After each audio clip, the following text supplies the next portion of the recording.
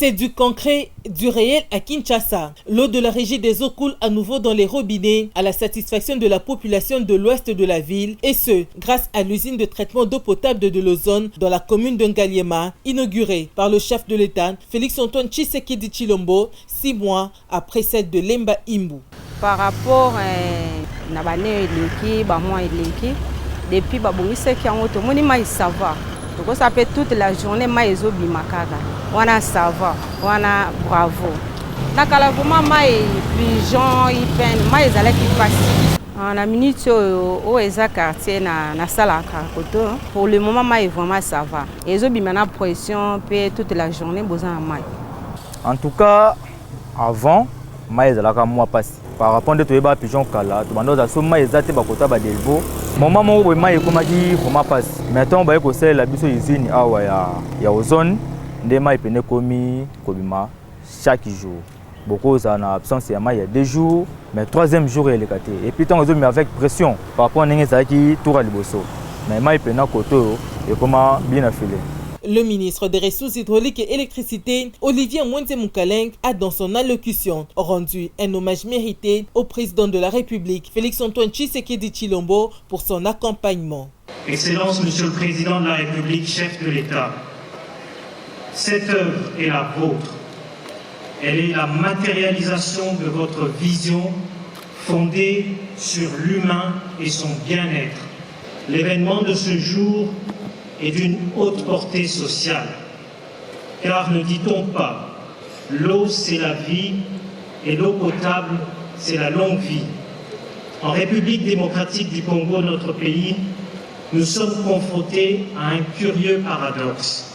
Alors que la nature nous a dotés d'immenses réserves en eau douce, plus d'1,5 million de personnes ont eu de la peine durant 10 longues années à accéder à l'eau potable au robinet en quantité suffisante et de bonne qualité. Dans la précarité, elles ont été contraintes de se contenter, lorsque c'était disponible, des eaux de forage dont la potabilité est souvent incertaine. Le directeur général de la Régie des eaux SA, David Chilumba, et les maîtres d'ouvrage n'ont pas manqué de mots. En ce qui concerne la ville-province de Kinshasa, la demande en eau potable dépasse largement le niveau actuel de la capacité de production de 5 usines de traitement d'eau de la ville. À ce jour, la demande en eau potable de la ville de Kinshasa est évaluée à près d'1 million de mètres cubes par jour pour une production nominale de 550 000 mètres cubes avant l'inauguration de l'usine de Lemba Imbu, ce qui représentait un déficit à combler de l'ordre de 450 000 mètres cubes par jour. Mais avec Lemba Imbu et aujourd'hui la première phase de l'usine d'Ozone, ce déficit est réduit à 300 000 mètres cubes. Les remerciements s'adressent également à son Excellence, Monsieur le Premier ministre, chef du gouvernement, et à l'ensemble de son gouvernement, particulièrement à son Excellence, Monsieur le ministre des Ressources hydrauliques et électricité, d'une part pour la confiance placée en la société Videc pour l'exécution de ce projet, et d'autre part pour leur appui combien inestimable ayant permis l'aboutissement de ce projet. Malgré la pandémie de Covid-19, la société Videc n'a ménagé aucun effort pour réaliser cet ouvrage conformément aux standards internationaux. Ces 2 grands projets ont été lancés par le gouvernement de la République pour résoudre le problème criant de manque d'eau à Kinshasa, estimé à environ 1 million de mètres cubes par jour. Une situation due à la croissance démographique, la vétusté et l'insuffisance de matériel de la Régie des eaux. Le gouvernement de la République, sous l'impulsion du chef de l'État, a lancé 2 grands projets pour la ville de Kinshasa. Un à l'est de Kinshasa, et c'est l'usine que nous avons inaugurée l'an dernier, Lemba Imbu, qui va desservir la partie est de Kinshasa. L'usine de Lemba Imbu est censée produire environ 200 000 mètres cubes par jour. Et à côté de ça, nous avons un autre grand projet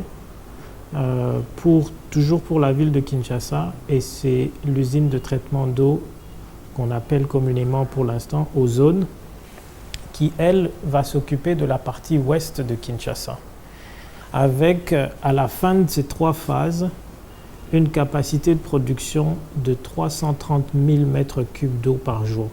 Donc l'usine d'Ozone va égaler la production de l'usine de Njili, qui elle aussi produit 330 000 mètres cubes d'eau par jour. Je rappelle ici en passant que l'usine de Njili vient d'être complètement réhabilitée sous financement de la Banque mondiale, et aujourd'hui elle est en mesure d'opérer à capacité complète, c'est-à-dire que toutes les machines fonctionnent et elle aussi dessert une grosse partie de la partie Est ainsi que de la partie centrale de Kinshasa. Gouverner, c'est prévoir, dit-on. Le gouvernement de la République envisage déjà une solution à l'expansion de la ville. Nous devons déjà, dès maintenant, faire des projections pour savoir un petit peu comment la ville va s'étendre sur les 5, peut-être les 10 prochaines années, de façon à ce que nous anticipions l'expansion de la ville, l'accroissement de la population de Kinshasa, pour pouvoir prévoir d'autres unités de production dans les années à venir. Et nous avons déjà un projet sur la table avec éventuellement une réhabilitation et un agrandissement de l'usine de traitement d'eau de Lukunga pour permettre justement dans des années à venir, nous puissions faire face à la demande croissante de l'eau potable à Kinshasa. Ce projet d'amélioration de la desserte d'eau potable va s'étendre à travers le pays. Les quartiers qui n'ont pas bénéficié d'eau potable depuis des décennies peuvent aujourd'hui témoigner l'impact de l'action du gouvernement dans ce secteur.